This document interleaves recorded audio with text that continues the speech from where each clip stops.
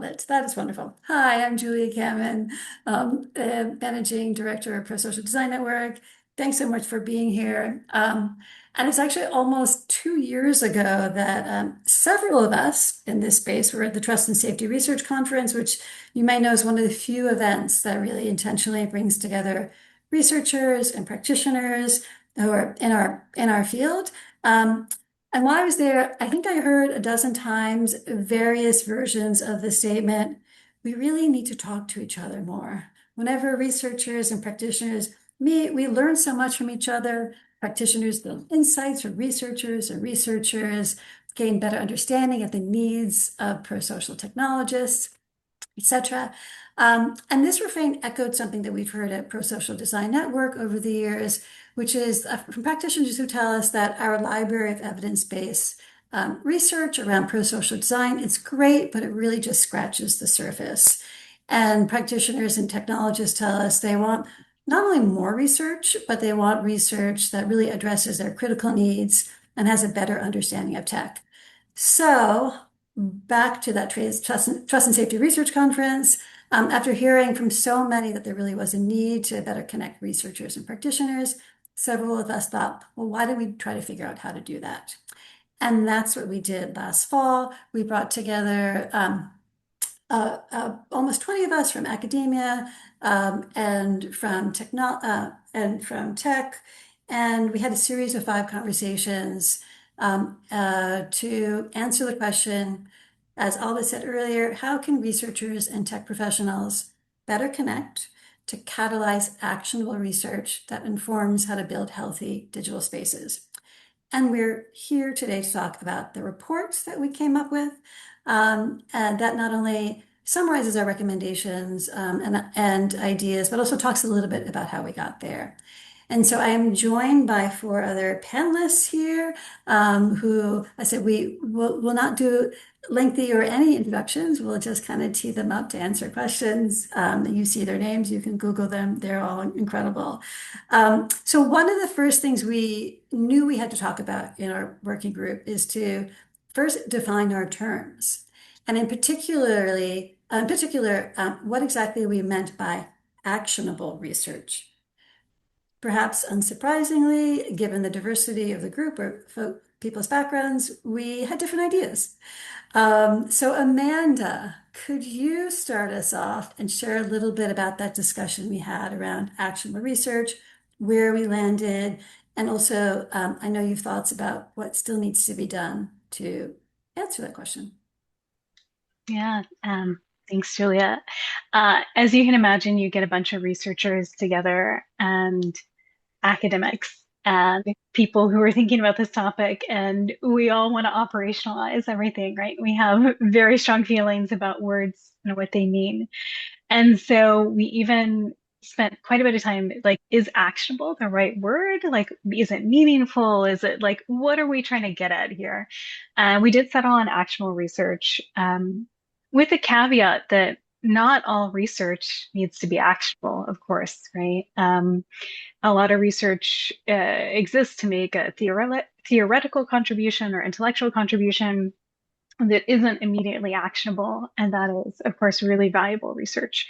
And then once we all agreed and got past that, we were like, okay, but we're here to talk about specifically like research that practitioners might use, in terms of, in the tech sector, what are they really thinking about?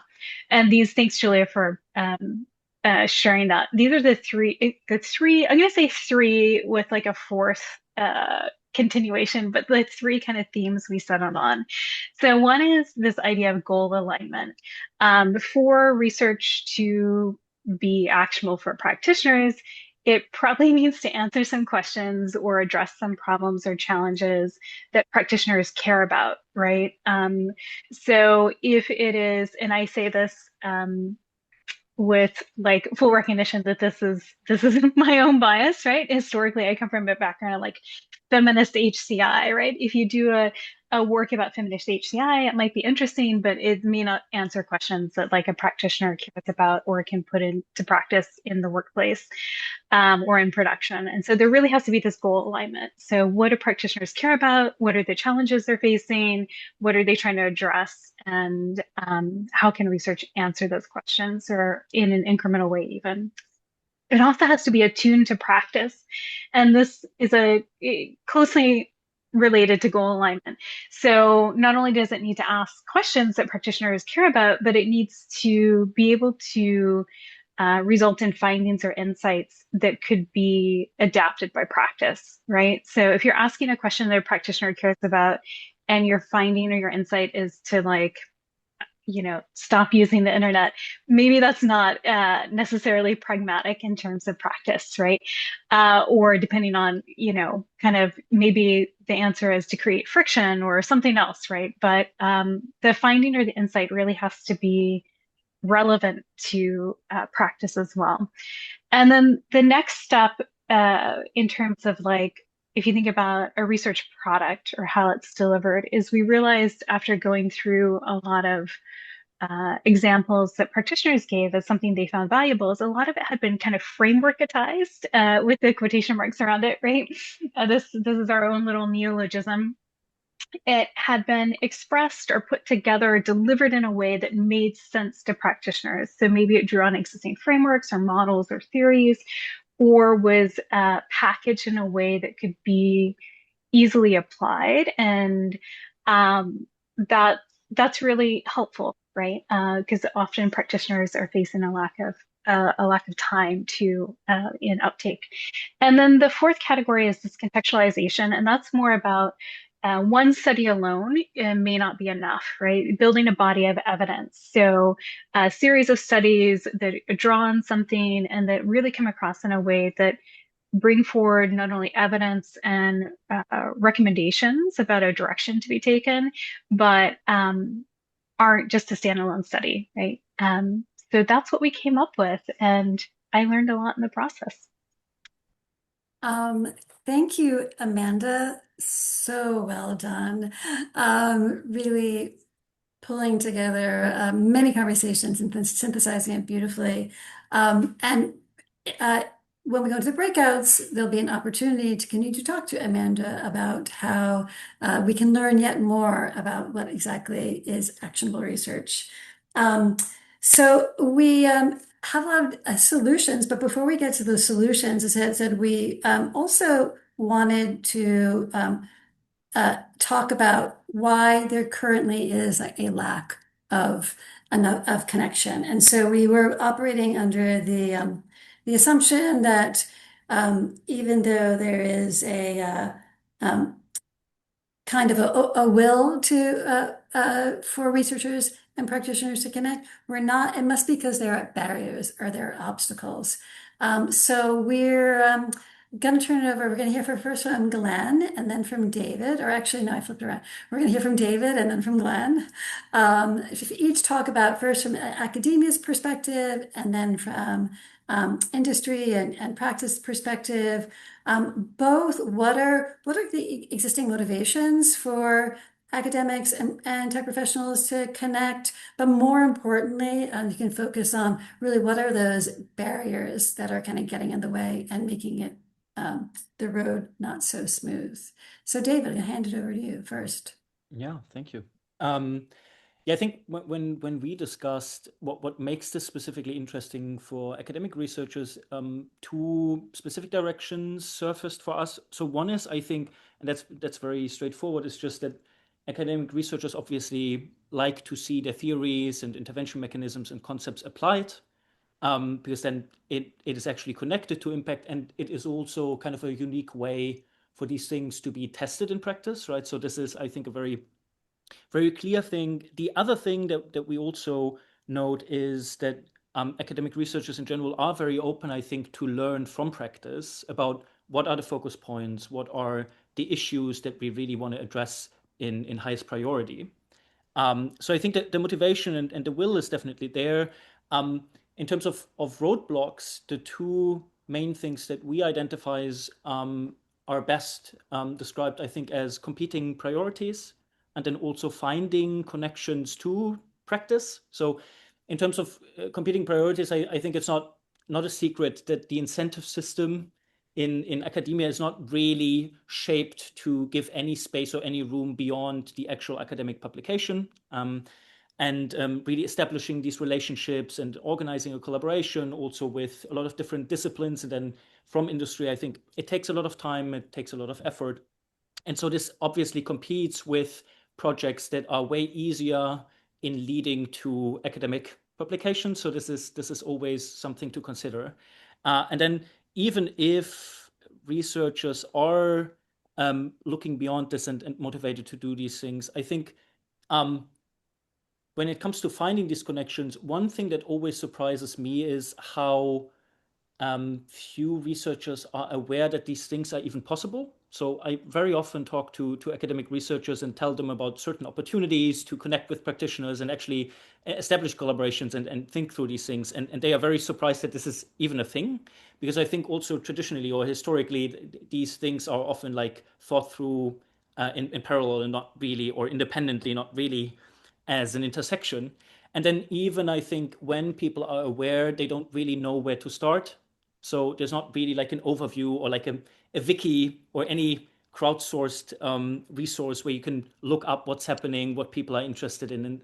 And so I think there's definitely a lot to do. And I think academic researchers are in general quite motivated if they find some space in the incentive system to follow up on this. All right, thank you so much, David. And if those aren't barriers and obstacles enough, we'll hand it over to Glenn. From the industry Yeah. side, what's really getting in the way? Yeah, thanks. And yeah, speaking as somebody who spent most of my career as a practitioner, as a builder, like making these things, so much of that actually sounded familiar from the other side. So, um, but actually, I'm going to come back to their challenges. I just want to first of all reassure everybody like that there is so much value to be had here, and it can come in different forms, right? Like, but almost no matter what you're working on as a practitioner, there's absolutely researchers out there who are actually able to spend more time, do deeper dives, go closer to like your own customers than you're likely to be able to do. And all, and from those depths, they can give you really fantastic, outcomes from like qualitative research that gives you like these like novel insights, give you like directions for looking into new problems and new solution areas. There's people doing quantitative stuff that's really deep, like in the algorithmic spaces in particular, also like the cognition space that you're just not going to be able to go to those kind of depths inside stuff. So there's tons of value out there. And I've had examples of both of these being really, really fabulous for me and understanding sort of like what my users are doing, new threat patterns that were active, they were actively taking place on my own platform that I was not aware of, especially with a large global platform with many sub communities doing different things. And also there's great examples of some success stories where the academic work on, let's say, prosocial algorithms can come into practitioner research and really inform in a great way. So there's all those opportunities. So why does it happen? Well, David called out a lot of it, right? Like we're in different discussions, right? Like inside your company, you're looking at what your company does, and you're not in the academic conversations that are out there that the folks in academia have instead of being inside your company. So like there's just conversations that don't always naturally connect. I'll also throw in, of course, I think it was called out already, the real impedance mismatch. Sometimes it's terminology, especially as a practitioner, trying to read across multiple academic disciplines and finally realizing that we're all talking about the same thing, or realizing that we're not, even though we're using the same terms, can be lots of fun. And then, of course, the mismatch on time, right? Like the factor, in industry, you're tending to turn things around in a week or 2 weeks to get something on a site, sometimes hours. And that's just not the same as the academic timeframes. There's lots of things that make the collaborations extra challenging. But I think actually the biggest areas of risk on the industry side that are really different from the academic side really come into the fact that as a company, you want to spend all your time on yay. And there's a lot of risks that can be reputational and legal around topics that are so-called antisocial and therefore, challenging to your core narrative, but are necessary as, I was working in trust and safety. These are important things. Everything that has a good side has a bad side, right? People will find a way to be human, using whatever you're building. But those are very challenging topics to discuss, and especially discuss in the context of your company specifically. And it gets doubly hard if you want to try and share your data, where there's also tons of privacy concerns. So this is one area where I think researchers and industry people are under different constraints, right? Like as a practitioner, would love to have academics have full access to my data, would love to have them tell me what's going on my platform. Don't really want to publish results to say terrible things are happening on my platform and have my platform's name and team all over that. So anyway, there's a bunch of stuff there that I think are sort of the constraints that we're working under on the industry side. So I'll just throw those out as challenges, and then I'll throw it back. Thank you. That was great. And for me also, coming from the research side, really, that was the most illuminating part of the conversation, to really illustrate the important role that independent research can play, because it is going to fill a void that if industry is doing the research, which it's not going to be public for reasons we can, disagree on, but we understand where it's coming from. So yeah, many other insights. So I learned so much as part of this process as well. And also to Glenn's point, want to highlight that one thing we discussed were examples where independent research really helped inform practice. And so you can see some of those in the report as well. So great. Now we get to the solutions, a very exciting part. So yes, so even though we talked a lot about the obstacles, we realize that there is if we want more actionable research, the road right now is not very well paved, but there come with obstacles and not enough incentives. So how can we better pave that path and maybe even make it attractive to go down? So in the working group, we discussed both ways that industry and academia can help catalyze more actionable research, and then ways that we can independently, organizations, individuals, whoever really could act as a catalyst. So Jen, can you walk us through some of the recommendations that we made to industry and academia? Yeah. Hi, everyone. I'm Jen Whedon. I've been both in industry and in academia, so I've straddled both of these worlds. And before I get into the recommendations, I'll share two quick anecdotes as to like why this is so timely. The first is I recently convened a workshop on AI slop, which had about half research in academia, half practitioners, folks in industry. And it was within, I knew to anticipate this, but like immediately it was very clear sort of like the vastly different sort of lenses that the respective folks were taking. And while I had designed the workshop to like be intentionally have a series of provocations of people from different perspectives to like just understand the contours of what we're talking about, I could see the industry folks sort of like jumping out of their skin, wanting to put things into like, how is this going to be operationalized at scale? Like, where does this fit in our policy boundaries? Like, how would you ever enforce that? Like, the sort of like action oriented thing. Whereas the academics, and some of them were newer in their career, had actually never been exposed to that level of like intense rigidity around sort of circumscribing an issue and figuring out how to solve it. So I think and it took me, frankly, being very blunt and very sort of proactive to be like, okay, can we like hold our horses on all fronts and acknowledge, our own sort of inclinations and habits, but also remember that the point is to actually sort of listen and whatnot. So that's one example where it was like really clear, or sort of how these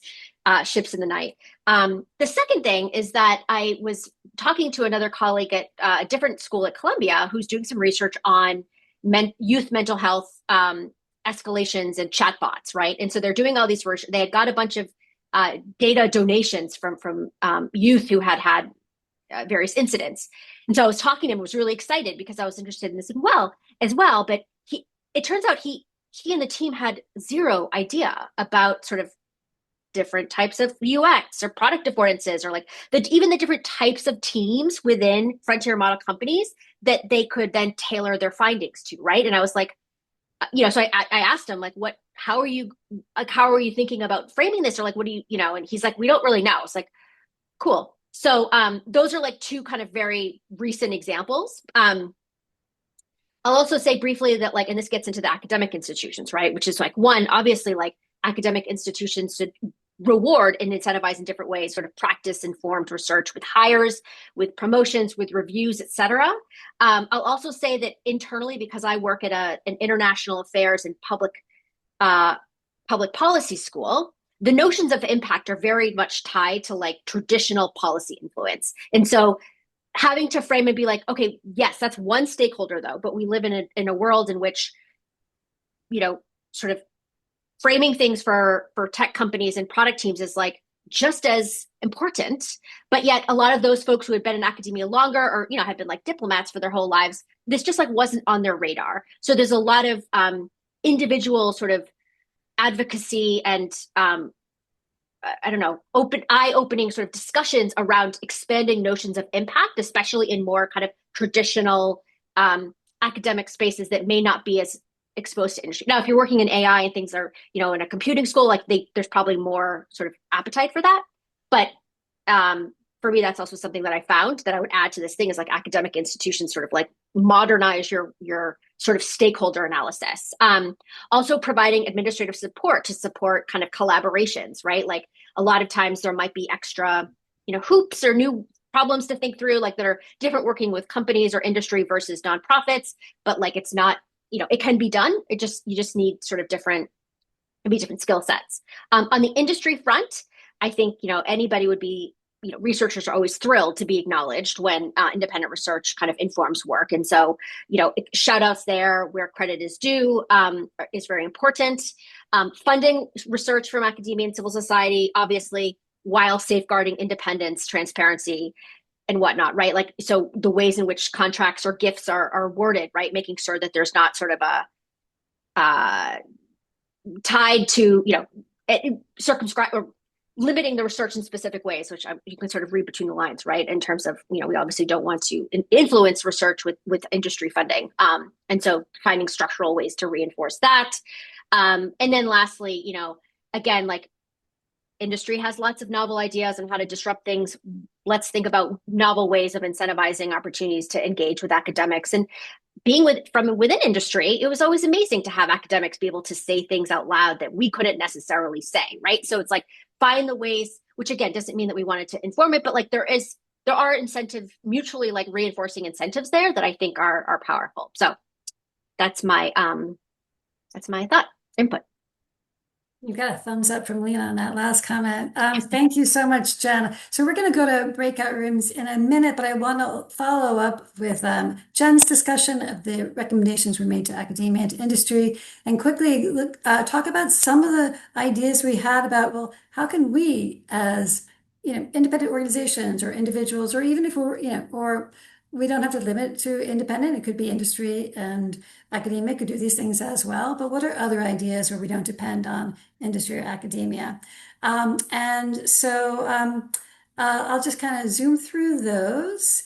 So one set of ideas, building off of the discussion that Amanda took us through, is that even though we spent a lot of time talking about actionable research, we again felt like we were just beginning to understand what that looks like for practitioners. And Glenn and Jen talked a little bit more about that too, about what is really going to land and be able to translate into practice. And so a couple of ideas around the one is a research project, further understanding what that kind of research would look like, so research about research.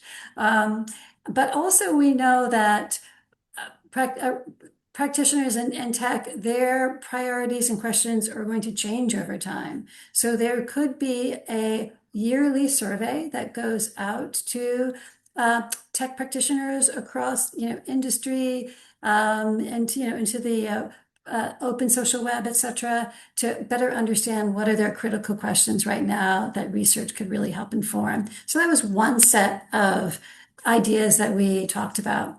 Another set of ideas that we talked about were ways to think, how could we grease the communication asynchronously? Doesn't depend upon, a one-time survey, or doesn't depend about getting people in the same room.